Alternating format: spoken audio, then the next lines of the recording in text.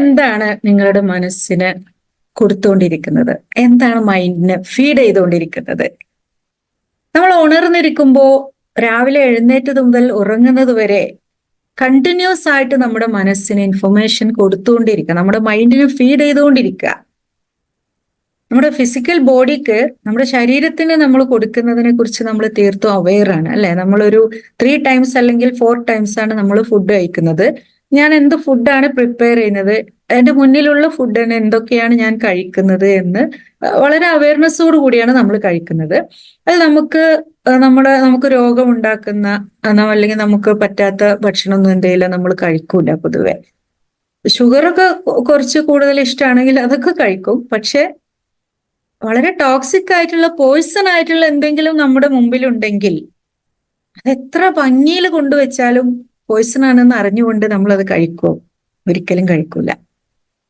പക്ഷെ ശരീരത്തെക്കാൾ ഇമ്പോർട്ടന്റ് ആണ്, അല്ലെങ്കിൽ ശരീരത്തോളം ഇമ്പോർട്ടന്റ് ആണ് നമ്മുടെ മനസ്സ് അല്ലെ?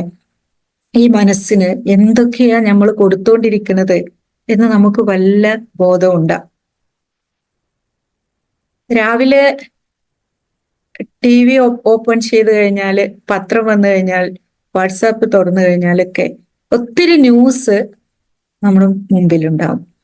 ഇതിലേത് ന്യൂസിനാണ് ഞാൻ കൂടുതൽ ഫോക്കസ് കൊടുക്കുന്നത്? ഏത് ന്യൂസാണ് ഞാൻ കൂടുതൽ ഡീറ്റെയിൽസ് ആയിട്ട് വായിക്കുന്നത്? സക്സസ് സ്റ്റോറീസ് ആണോ? സന്തോഷം ഉണ്ടാക്കുന്ന നല്ല ഒരുപാട് ന്യൂസ് ഉണ്ടാകും. അതേപോലെ ട്രാജഡീസ് ഉണ്ടാകും, പലതരം.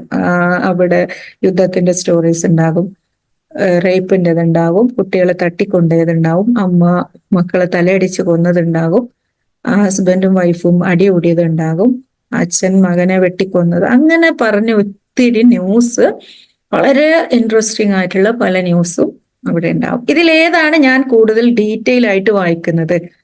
ഒരു ദിവസം നിങ്ങളൊന്ന് ശ്രദ്ധിച്ചു നോക്കണം. നിങ്ങൾ ഏത് ന്യൂസിലേക്കാണ് കൂടുതൽ നിങ്ങളുടെ മൈൻഡ്, നിങ്ങൾ അറിയാതെ നിങ്ങളുടെ മൈൻഡ് ഫോക്കസ് ചെയ്യുന്നത്? അത് ട്രാജഡി സ്റ്റോറീസിലേക്കാണെങ്കിൽ ഇനി മുതൽ എന്ത് ചെയ്യണം? അത് നമുക്ക് ഹെൽത്തി ആണോ? എവിടെയൊക്കെയോ എപ്പോഴൊക്കെയോ നടന്ന ഒരുപാട് സംഭവങ്ങളാ. അതൊരുപാട് ഡീറ്റെയിൽ ആയിട്ട് അറിഞ്ഞിട്ട് എന്താണ് എനിക്ക് ഗുണമുണ്ടോ? ഒരിക്കലും ഇല്ല. അതിന് പകരം എനിക്ക് ദോഷമുണ്ടോ? തീർച്ചയായിട്ടും ഉണ്ട്. കാരണം എനിക്ക് ഒത്തിരി സ്ട്രെസ് കൊടുക്കുകയാണ് ഞാൻ അതിലൂടെ, പെയിൻ കൊടുക്കുകയാണ് എൻ്റെ മനസ്സിന്. എന്നാൽ അവർക്ക് അതുകൊണ്ട് വല്ല ഗുണമുണ്ടോ? ഞാൻ ഇവിടെ കിടന്ന് ടെൻഷൻ അടിക്കുന്നതിനും വിഷമിക്കുന്നതിന്, വെറുതെ അത് ഓർത്തോർത്ത് ഞാൻ ഇങ്ങനെ വേദനിച്ചിരിക്കുന്നത് കൊണ്ട് അത് അനുഭവിച്ച ആ ഒരു ട്രാജഡി അനുഭവിച്ച ആളുകൾക്ക് എന്തെങ്കിലും അതുകൊണ്ട് ഗുണമുണ്ടോ? ഇല്ല. എനിക്ക് എന്തെങ്കിലും അവർക്ക് വേണ്ടി ചെയ്യാൻ പറ്റുമെങ്കിൽ ഞാൻ അത് ചെയ്യാം. അത് ഓർത്ത് ഇരുന്ന് എൻ്റെ സമയം വേസ്റ്റ് ആക്കുക. ഞാൻ ആരെങ്കിലും ഫോൺ വിളിക്കുന്നുണ്ടെങ്കിൽ അവരോടും ആ വിഷയത്തെക്കുറിച്ച് പറഞ്ഞ് അവരുടെ സമയം വേസ്റ്റ് ആക്കുക. അതുപോലെ വാട്സാപ്പിലെല്ലാം ഇതിങ്ങനെ ഷെയർ ചെയ്ത് ആളുകളുടെ സമയം, എന്തെങ്കിലും ഒരു ഗുണം നമുക്ക് അതുകൊണ്ടുണ്ടോ? ഇല്ല. അതിനു പകരം നമുക്ക് ദോഷമേ ഉള്ളൂ. നമുക്ക് സ്ട്രെസ്സാണ് അത് കൊണ്ടുവരുന്നത്. നമ്മൾ എന്താണ് കൂടുതൽ ഫീഡ് ചെയ്യുന്നത് ശ്രദ്ധിക്കുക. ഇനി നമ്മുടെ സംസാരത്തിൽ നമ്മൾ ആളുകളെയൊക്കെ വിളിച്ച് നമ്മൾ സംസാരിക്കും, അല്ലെങ്കിൽ ആളുകളുടെ സംസാരമൊക്കെ നമ്മൾ കേൾക്കും. ഇതിലൊക്കെ ഓരോ കാര്യങ്ങളും നമ്മളൊന്ന് ശ്രദ്ധിച്ചു കഴിഞ്ഞാൽ ഒരു ദിവസം രാവിലെ തൊട്ട് രാത്രി ഉറങ്ങുന്നത് വരെ എന്തൊക്കെയാണ് അങ്ങോട്ടേക്ക് കൊടുത്തു വിടുന്നത് എന്നുള്ളതൊന്ന് ശ്രദ്ധിക്കുക.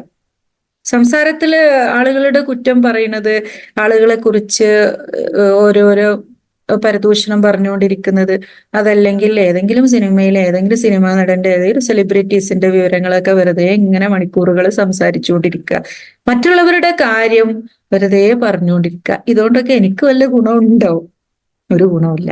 അപ്പൊ അങ്ങനെ ആവശ്യമില്ലാത്ത കാര്യങ്ങളിൽ കൊടുത്തുകൊണ്ടിരിക്കുന്നത് സ്റ്റോപ്പ് ചെയ്യണം. ഇനി എന്റെ തോട്ട്സ് തന്നെ നോക്കിക്കഴിഞ്ഞാൽ അതില് പാസ്റ്റിൽ കഴിഞ്ഞ കുറെ പെയിൻഫുൾ ആയിട്ടുള്ള കാര്യങ്ങൾ ഉണ്ടാവും.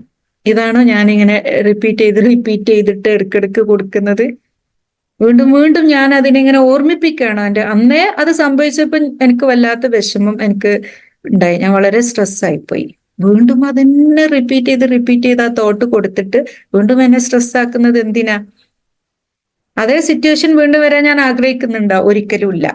പക്ഷെ എൻ്റെ മൈൻഡിൽ വീണ്ടും വീണ്ടും റിപ്പീറ്റ് ചെയ്ത് ഞാനത് ക്രിയേറ്റ് ചെയ്തുകൊണ്ടിരിക്കുകയാണ്. ആ സെയിം സിറ്റുവേഷൻ, ആ സെയിം പെയിൻ ഞാൻ വീണ്ടും വീണ്ടും അനുഭവിച്ചുകൊണ്ടിരിക്കുകയാണ്. പാസ്റ്റിലുള്ള കുറെ വറീസ്, കുറെ പെയിൻഫുൾ ആയിട്ടുള്ള ഒരുപാട് നമ്മൾ ഒഴിവാക്കേണ്ടതുണ്ട്. നമ്മുടെ മൈൻഡിൽ നിന്ന് ഒരുപാട് കാര്യങ്ങൾ ഒഴിവാക്കേണ്ടതുണ്ട്. ഫോർ എക്സാമ്പിൾ, എൻ്റെ വീട്ടിലെ ഡസ്റ്റ്ബിൻ ബാഗ്, കച്ചറയിടുന്ന ബാഗ്, ഞാനിതാ ഇങ്ങനെ എൻ്റെ തോളിൽ പിടിച്ചുകൊണ്ട് നടക്കാന്ന് വെച്ചു, ഒറ്റ കയ്യില് ആ ബാഗും പിടിച്ച് അന്നത്തെ ദിവസമുള്ള എല്ലാ വേസ്റ്റും ഞാൻ അതിലേക്ക് ഇടാം. പിറ്റേ ദിവസത്തെ വേസ്റ്റും ഞാൻ അതിലേക്ക് ഇടുന്നു. പിറ്റേത്തെ ദിവസം ആ വേസ്റ്റ് ഒക്കെ അതിലേക്ക് ഇടുന്നു. എന്താ സംഭവിക്കുക? ആദ്യം എനിക്ക് വലിയ കുഴപ്പമുണ്ടാവില്ല. പക്ഷെ പിന്നെ പിന്നെ പിന്നെ ഇത് ചീഞ്ഞ് നാറല് തുടങ്ങും. പിന്നെ അതിന്റെ വെയിറ്റ് കൂടും, അതെന്നെ തളർത്തും, അല്ലേ? പിന്നെ എനിക്ക് നടക്കാൻ പറ്റാതാവും. എങ്ങനെയാണ് നമ്മൾ ഡിപ്രഷനിലേക്കൊക്കെ എത്തുന്നത്? ഒരുപാട് പെയിൻഫുൾ ഇവന്റ്സ് നമ്മൾ ഒരു ബാഗിലാക്കി, ഇത് ഞാൻ ആർക്കും കൊടുക്കൂല എന്ന് പറഞ്ഞിട്ട് നമ്മൾ ഇങ്ങനെ കൊണ്ട് നടക്കുക, നമ്മുടെ കൂടെ കൊണ്ട് നടക്കുക. അതൊക്കെ നമ്മൾ ഒഴിവാക്കണം.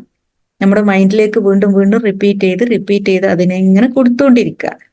അപ്പൊ അതൊക്കെ സ്റ്റോപ്പ് ചെയ്യുക. പാസ്റ്റിലുള്ള എക്സ്പീരിയൻസ് എന്നാണെങ്കിലും ഒരു ന്യൂസ് ആണെങ്കിലും പലപ്പോഴും പല ട്രാജഡീസും കാണുമ്പോൾ കേൾക്കുമ്പോൾ നമുക്ക് അതിൽ നിന്ന് ചില ലേണിങ്സ് എടുക്കേണ്ടി വരും, ചില പാഠങ്ങൾ എടുക്കേണ്ടി വരും. നമ്മൾ ശ്രദ്ധിക്കേണ്ട കുറച്ച് കാര്യങ്ങളൊക്കെ ഉണ്ടാവും. ഒരു സോഷ്യൽ സിറ്റുവേഷനിലും പേഴ്സണൽ ലൈഫിലൊക്കെ നമ്മൾ ശ്രദ്ധിക്കേണ്ട കാര്യങ്ങൾ ഉണ്ടാവും. കുറച്ച് ലേണിങ്സ് നമ്മൾ അതിൽ നിന്ന് എടുക്കുക. നമ്മുടെ മൈൻഡിനെ വീണ്ടും മറ്റൊന്നിൽ എൻഗേജ് ആക്കുക. ഇന്റൻഷനലി നമ്മൾ മനസ്സിനെ എൻഗേജ് ആക്കിയിട്ടില്ലെങ്കിൽ മനസ്സ് ഓട്ടോമാറ്റിക്കലി ഏതെങ്കിലുമൊക്കെ മനസ്സിന് ഇഷ്ടപ്പെട്ട എന്തെങ്കിലും കാര്യങ്ങളിലൊക്കെ അത് സ്വയം എൻഗേജ് ആയിപ്പോവും. പിന്നെ ഫ്യൂച്ചറിലേക്ക് നമുക്ക് എന്താണോ വേണ്ടത് അത് പ്രിപ്പയർ ചെയ്യാൻ, അതിന് വേണ്ട കാര്യങ്ങൾ നമ്മൾ ചിന്തിച്ചുകൊണ്ടിരുന്നാൽ മാത്രം പോരാ, അതിനെന്താണോ ഞാൻ എന്ന് ചെയ്യേണ്ടത് അതിലേക്ക് എൻ്റെ ഫോക്കസ് കൊണ്ടുവരിക. സോ നമ്മുടെ മനസ്സിനെ എന്താണ് ഫീഡ് ചെയ്യുന്നത് എന്ന് വളരെ കൃത്യമായ ഒരു അവയർനെസ് എനിക്കുണ്ടായാൽ ആവശ്യമില്ലാത്ത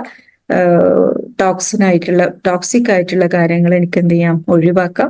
നല്ലത് ഫുഡ് കഴിക്കുന്നത് പോലെ നല്ലത് മാത്രം എനിക്ക് കഴിക്കാം. നമ്മുടെ തോട്ട്സ്, നമ്മുടെ മൈൻഡ്, ഇതിനൊക്കെ നമ്മൾ എങ്ങനെയാണോ യൂസ് ചെയ്യുന്നത് അതനുസരിച്ച് നമുക്ക് സക്സസ്ഫുൾ ആയിട്ട് നമുക്ക് ടോപ്പ് ലെവലിലും എത്താം. നമ്മെ ഏറ്റവും താഴ്ന്ന ലോ ലെവലിലേക്ക് വളരെ നിസ്സാരമായ ഒരു അവസ്ഥയിലേക്കും നമ്മളെ എത്തിക്കാൻ നമുക്ക് തന്നെ കഴിയും. ഇതിനുള്ള ഒരു ചോയ്സ് ആർക്കുണ്ട്? എനിക്കുണ്ട്. സോ ഞാൻ എന്ത് ചെയ്യണം? അവെയർ ആവണം. ഫസ്റ്റ് എന്താണ് എൻ്റെ തോട്ട്സ്, എന്തൊക്കെയാണ് ഞാൻ എൻ്റെ മൈൻഡിന് ഫീഡ് ചെയ്ത് കൊടുത്തുകൊണ്ടിരിക്കുന്നത്, ഞാൻ അവെയർ ആവണം.